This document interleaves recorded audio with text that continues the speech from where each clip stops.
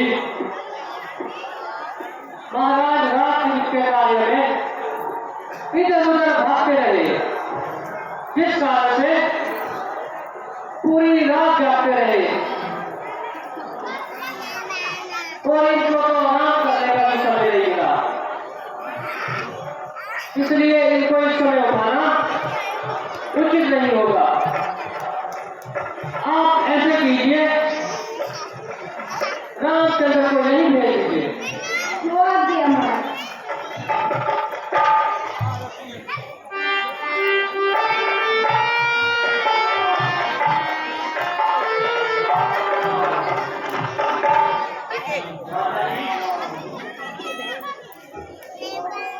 पिताजी जान मछली करा क्यों तड़प रहे हैं और मुझसे मेरा नाम छुपा रहे हैं।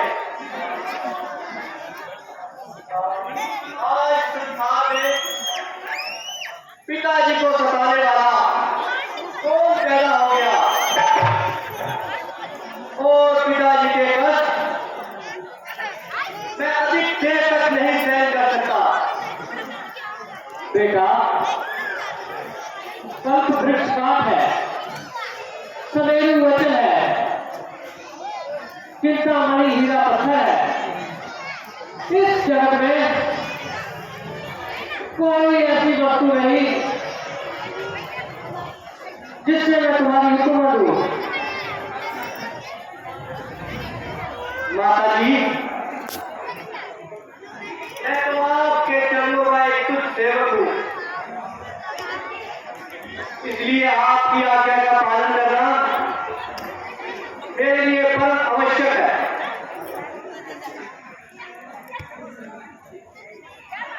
दिल में ये मत समझना कि हो राम की तुम तो तेरी मां, और अगर तुम्हें डर तुझे हाजिर है मेरी जिस हो जा,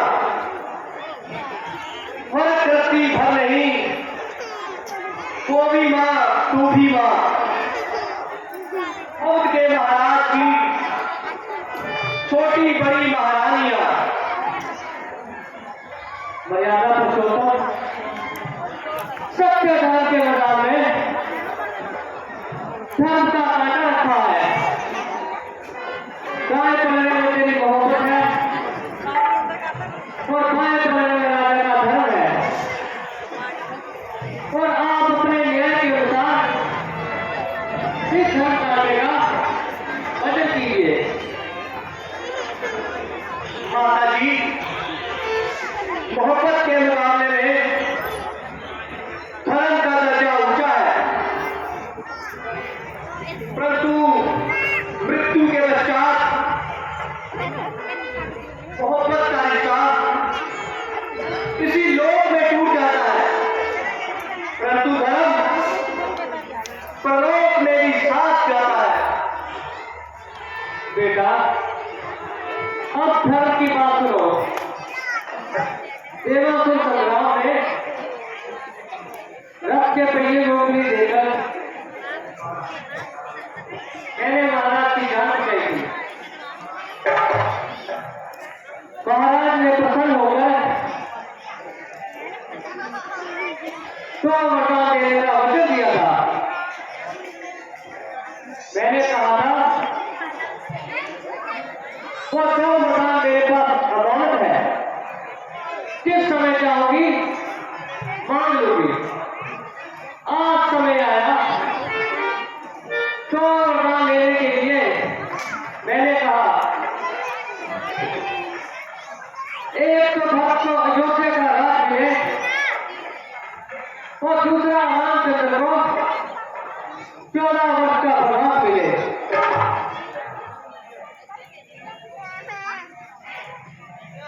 यदि पिता की आज्ञा का पालन करना स्वीकार है तो सायकाल से पहले बन जाने का अधिकार है। ये कभी हो सकता है कि राम आपकी आज्ञा का पालन ना करे, ये कभी हो सकता है कि राम अपने पिताजी का संकट ना हरे,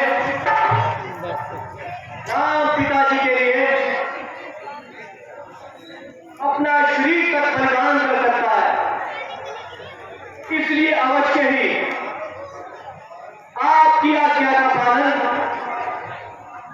और पिताजी के धर्म का पालन करूंगा।